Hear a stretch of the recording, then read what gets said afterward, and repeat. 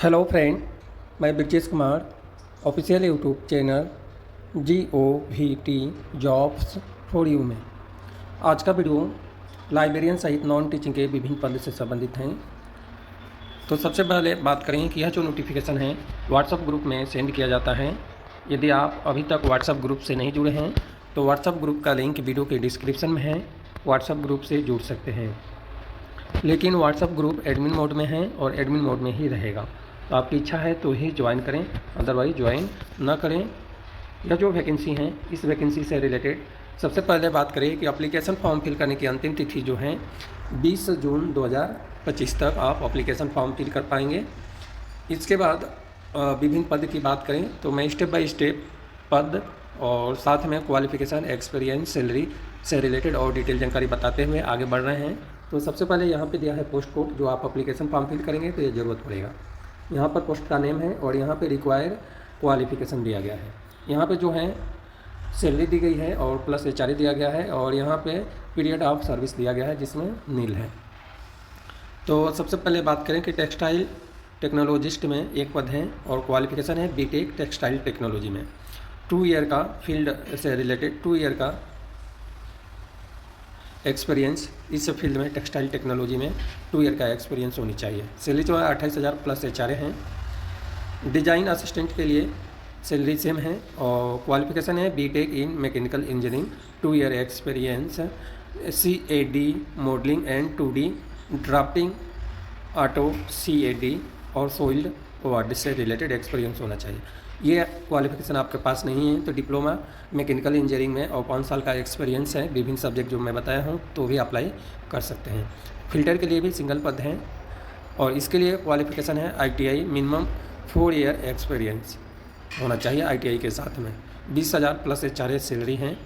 Builder के लिए भी ITI के साथ में 4 साल का एक्सपीरियंस होनी चाहिए, बिल्डिंग से रिलेटेड, सैलरी सेम है। मैकेनिस्ट में एक पद है, ITI के साथ में 4 साल का एक्सपीरियंस होना चाहिए और सैलरी सेम है। टेक्नीशियन के लिए भी ITI क्वालिफिकेशन, इलेक्ट्रीशियन और मिनिमम 4 ईयर का एक्सपीरियंस, सैलरी जो है सेम है। प्रोजेक्ट असिस्टेंट के लिए क्वालिफिकेशन है डिज़ाइन, डिज़ाइन में NID या NIFT से रिलेटेड और 2 ईयर का एक्सपीरियंस होनी चाहिए। सैलरी है 28,000 प्लस HRA और जो है पीरियड इन सर्विस में 2 ईयर दिया हुआ है।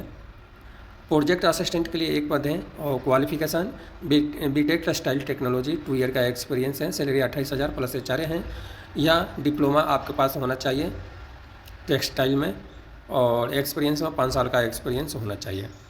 प्रिंसिपल असिस्टेंट एनालिटिकल केमिस्ट्री के लिए MSc एनालिटिकल केमिस्ट्री में और 2 ईयर का एक्सपीरियंस होनी चाहिए। 28,000 रुपये प्लस HRA सैलरी है। प्रोजेक्ट असिस्टेंट पॉलीमर केमिस्ट्री में भी एक पद है और MSc पॉलीमर केमिस्ट्री यानी बायो पॉलीमर केमिस्ट्री में और 2 ईयर का एक्सपीरियंस होना चाहिए। सैलरी सेम है। प्रोजेक्ट असिस्टेंट के लिए एक पद है MSc इन माइक्रोबायोलॉजी या बायोटेक्नोलॉजी में और 2 ईयर का एक्सपीरियंस होनी चाहिए।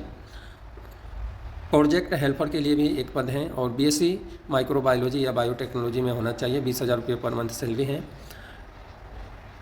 ट्रेनर या इंस्ट्रक्टर के लिए एक पद है और एनी ग्रेजुएट क्वालिफिकेशन है एडवांस डिप्लोमा केयर टेक्नोलॉजी में होनी चाहिए। कम्युनिकेशन स्किल इंग्लिश और हिंदी में होना चाहिए। 20,000 रुपये प्लस HRA सैलरी है। बॉलर ऑपरेटर के लिए एक पद है ITI बॉलर में होना चाहिए और साथ में बॉलर लाइसेंस सर्टिफिकेट भी होना चाहिए। 5 साल का एक्सपीरियंस मांगा हुआ है। 25,000 रुपये पर मंथ सैलरी है। स्टोर असिस्टेंट के लिए बैचलर डिग्री मैकेनिकल या पॉलीमर या टेक्सटाइल या केमिस्ट्री इन्वायरमेंट में है। 25,000 रुपये सैलरी है। लाइब्रेरियन के लिए भी एक पद है और MSc लाइब्रेरी साइंस में होना चाहिए। तो यहाँ पे मैं आपको बता दूँ कि MSc लाइब्रेरी साइंस में तो होता नहीं है, MLib की जगह MLL छूट गया है, MLIC होना चाहिए यहाँ पे, लेकिन छूट गया है, इस बात को आपको ध्यान रखना है। तो लाइब्रेरी साइंस में MSc इन लाइब्रेरी साइंस यानी मास्टर ऑफ लाइब्रेरी साइंस होना चाहिए। 25,000 रुपये प्लस HRA सैलरी है। प्रोजेक्ट असिस्टेंट के लिए आवेदन आमंत्रित हैं और MTech जियो टेक्नोलॉजिकल इंजीनियरिंग में होना चाहिए। क्वालिफिकेशन में 28,000 रुपये प्लस HRA सैलरी है।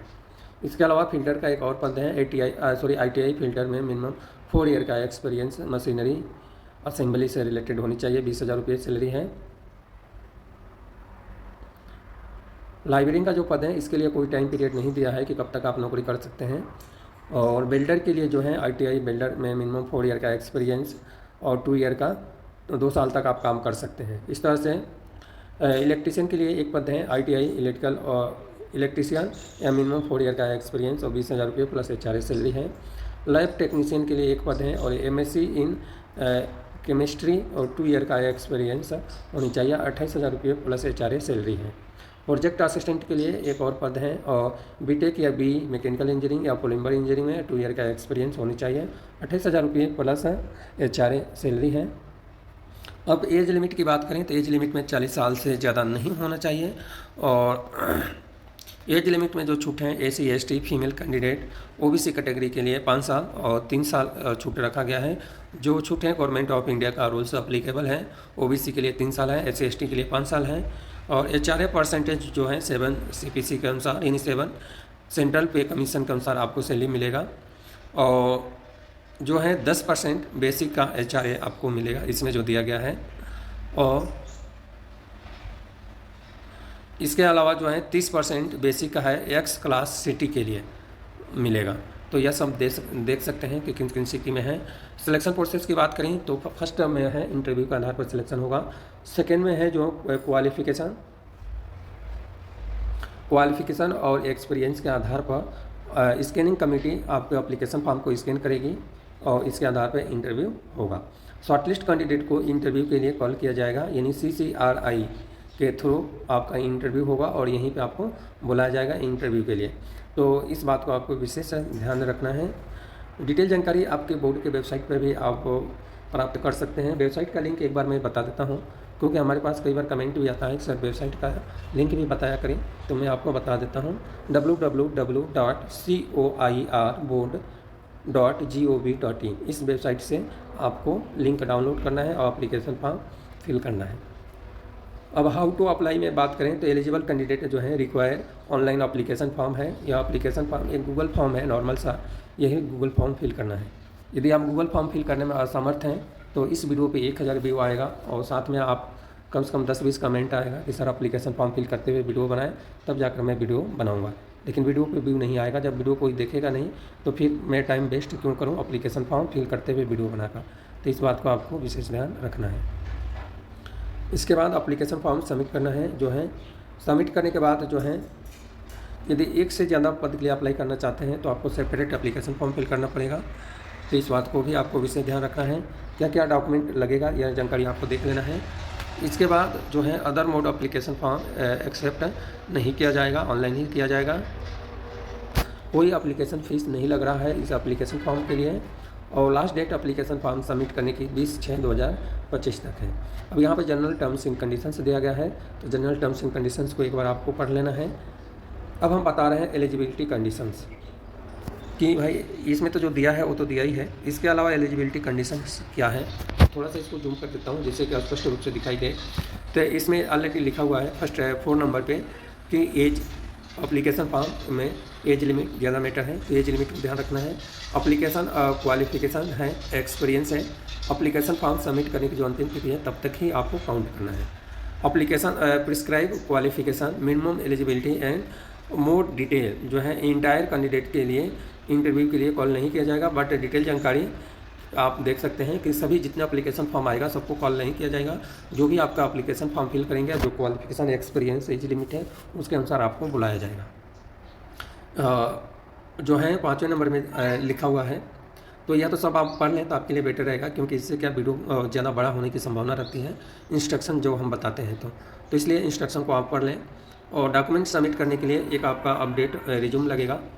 इस बात को आपको विशेष ध्यान रखना है कब, जब आप डॉक्यूमेंट वेरिफिकेशन और के लिए जाएंगे। इसके साथ में एप्लीकेशन फॉर्म जो फिल करेंगे उसकी प्रिंट आउट निकाल लेना है, अपने पास रख लेना है। ओरिजिनल डॉक्यूमेंट लगेगा, एक सेट एप्लीकेशन जो आपके डॉक्यूमेंट है उसकी photocopy, educational qualification, experience, age, ID proof जो भी आपके पास है, वैलिड ID और 2 पासपोर्ट साइज फ़ोटोग्राफ, ये सब लगेगा। 14 नंबर में भी और भी डिटेल जानकारी इसमें दिया है, तो ये सब डिटेल जानकारी आपको एक बार पढ़ लेना है। सिलेक्शन प्रोसेस में आपको मैं बता दिया हूँ, फिर भी नीचे सिलेक्शन प्रोसेस एक बार और दिया है। तो सिलेक्शन प्रोसेस यही है, इंटरव्यू के आधार पर आपका सिलेक्शन प्रोसेस होगा, जो डिटेल जानकारी आप देख सकते हैं। कोई टी ए पे नहीं है आपको लिए इंटरव्यू के लिए जब आप जाएंगे तो। और भी डिटेल जानकारी दिया है। यह एप्लीकेशन फॉर्म है जो आपको गूगल फॉर्म के थ्रू फिल करना है, एनेक्जर 1। तो इस तरह से आप एप्लीकेशन फॉर्म देख सकते हैं। एक नॉर्मल सा एप्लीकेशन फॉर्म है, तो नॉर्मल सा यह वैकेंसी है और नॉर्मल सा एप्लीकेशन फॉर्म है। तो यह एप्लीकेशन फॉर्म आप फिल कर सकते हैं। सभी विषय में एक एक पद है और एक एक पद के लिए भी आवेदन आमंत्रित किया गया है। यह जो वैकेंसी है कायर बोर्ड में, यानी कायर बोर्ड में आवेदन आमंत्रित किया गया है। और यह जो कायर बोर्ड है सूक्ष्म लघु और मध्यम उद्यम मंत्रालय भारत सरकार के अंतर्गत आता है और यहीं पे आवेदन आमंत्रित किया गया है। ये गवर्नमेंट ऑफ इंडिया का अंतर्गत है और यहीं पे आवेदन आमंत्रित हैं। और यहाँ पे जो है सेंट्रल गवर्नमेंट का रूल्स फॉलो किया जा रहा है, यानी यह जो वैकेंसी है हमें जहाँ तक लग रहा है कि सेंट्रल गवर्नमेंट की ही वैकेंसी है। और यह जो वैकेंसी है सरकारी नौकरी के लिए नहीं है, कॉन्ट्रेक्चुअल बेसिस पे ही आवेदन आमंत्रित किया गया है, यानी संविदा के आधार पर आवेदन आमंत्रित किया गया है। लेकिन 2 साल 3 साल आप आराम से नौकरी कर सकते हैं। यहाँ पे आप काम करेंगे तो आपको एक्सपीरियंस भी मिलेगा जो आपके फ्यूचर में काम आएगा। तो इसलिए मैं तो यही कहूँगा कि मिनिमम क्वालिफिकेशन लाइब्रेरी साइंस की फील्ड में एमलिफ क्वालिफिकेशन है, कोई एक्सपीरियंस की रिक्वायर्ड नहीं है। तो ईजिली तरीके से आप अप्लाई कर सकते हैं यदि दूर जाना चाहते हैं तो। और यह दूर कहाँ पर है, तो आपको हो सकता है कि CICT बेंगलोर में आपको नौकरी करना पड़ सकता है। तो इस बात को विशेष ध्यान रखना है। या इस संस्था का कहीं और भी ब्रांच है, कई जगह ब्रांचेस हैं, वहाँ पे भी नौकरी करना